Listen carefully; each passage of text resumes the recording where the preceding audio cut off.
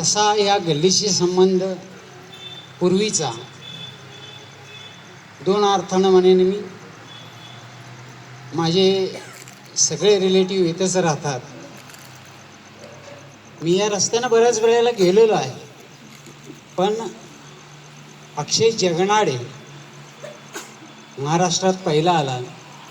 त्यांचं कोपऱ्याचं घर, त्या घरामध्ये येऊन गेलोय मी. साहेब त्यावेळेला होते अक्षय जगनाडे. तो माझा विद्यार्थी, डायरेक्ट स्टुडंट.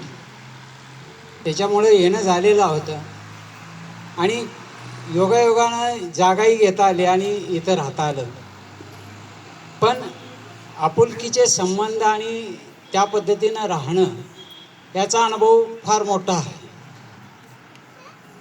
आजारपण येतं, पण त्याला साथ जी मिळते ती घरच्यांची. माझं घर जयशिंगपूरमध्येच आहे, कारण सगळे रिलेटिव्ह माझ्या आजारपणामध्ये सतत येत होते आणि त्यामुळं जयशिंगपूरकर सतत यायचे. त्यानंतर बऱ्याच वेळेला माझ्या तब्येतीची काळजी घेऊन इथं जयशिंगपूरमधील ज्या ट्रिप्स निघायच्या, विशेष करून नेचकर काका आणि काकी असायच्या आमच्याबरोबर.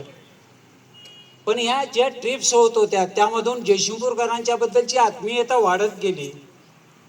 मोठंच्या मोठं घर आहे माझं सांगलीमध्ये, पण ते सोडून जयशिंगपूरकडचा ओढा वाढत गेला.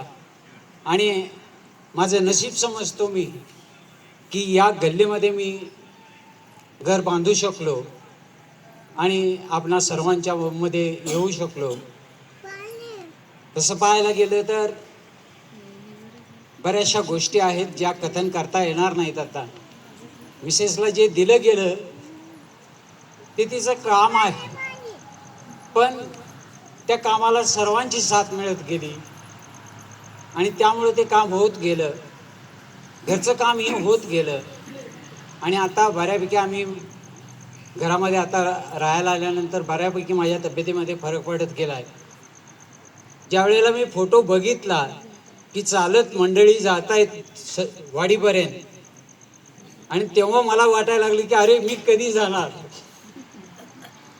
पण निश्चितच पुढच्या याच्यामध्ये मी निश्चित असणार आहे, कारण माझी तब्येत मला साथ देणार आहे आणि मी पुढे जाणार आहे याची मला पूर्ण खात्री आहे. आणि तुमच्या सर्वांची साथ असेल तर निश्चितच मी लवकरात लवकर पुढे जाईल आणि पुढे येईल.